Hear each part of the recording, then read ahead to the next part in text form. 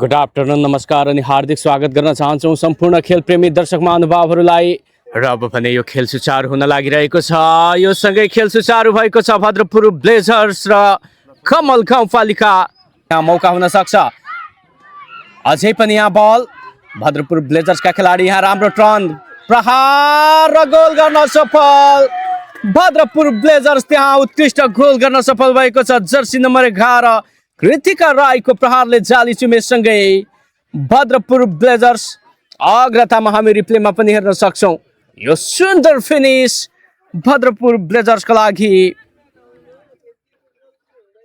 कृतिका राईको गोलसँगै अग्रतामा गएको छ भद्रपुर ब्लेजर्स। कमल गाउँपालिका त्यहाँ राम्रोसँग सम्हालिन नपाउँदै गोल कन्सिड गर्न पुगेको छ।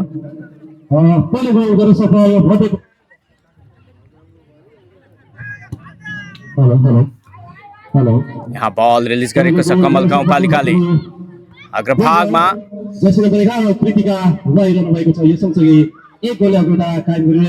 यो क्लियरेन्स भद्रपुर ब्लेजर्सबाट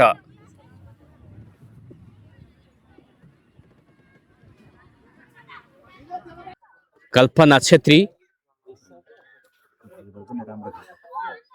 सङ्गम राई हामी देखिरहेका छौँ स्क्रिनमा र भलिबल सँगसँगै फुटबल पनि उत्कृष्ट खेलिरहेकी छन् भलिबल खेलाडी।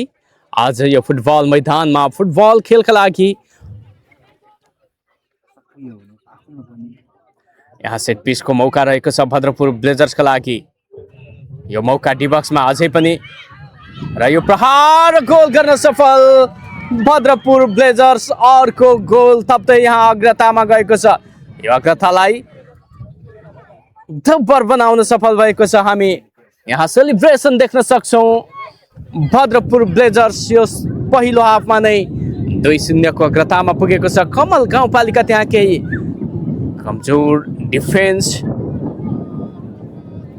कृपा धिमाल मैदान प्रवेश गरेकी छन्। त्यहाँ कप्तानी अम्ब्यान सहित यो लामो प्रहार सिधै गोलकिपर वर्षा तामाङको हातमा उनको प्रहार।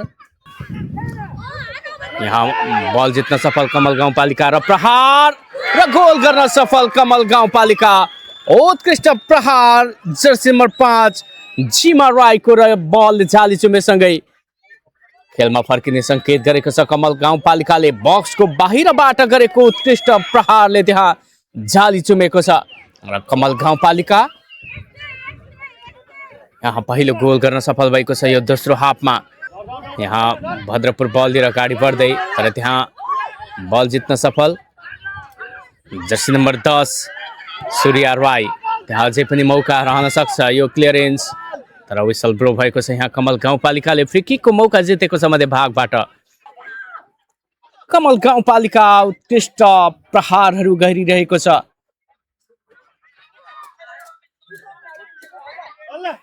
दर्शकहरूको उत्कृष्ट सहभागिता यो प्रतियोगिता हेर्नका लागि स्थानीय दर्शकहरू त्यहाँ कल्पना बेट भएकी छन्। खतरा हुन सक्छ कमललाई तर जर्सी नम्बर 4 सम्झना राई त्यो बल क्लियर गर्न सफल।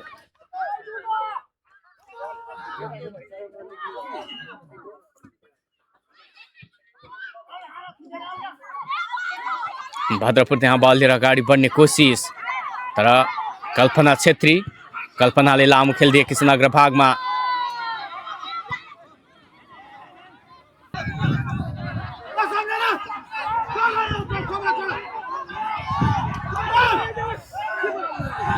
यो क्रस हेडर थियो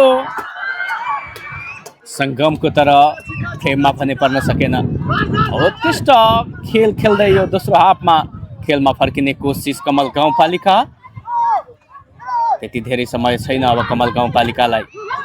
सङ्गमको प्रहार निकै नै उत्कृष्ट खेल हामीले देखिरहेका छौँ र यो विसलसँगै खेल सकिएको छ। कमल गाउँपालिकालाई 2-1 गोल अन्तरले पराजित गर्दै भद्रपुर ब्लेजर्स अघिल्लो चरणमा प्रवेश गरेको छ भने उत्कृष्ट खेल खेल्दा खेल्दै पनि कमल गाउँपालिका भने प्रतियोगिताबाट बाहिरिएको छ।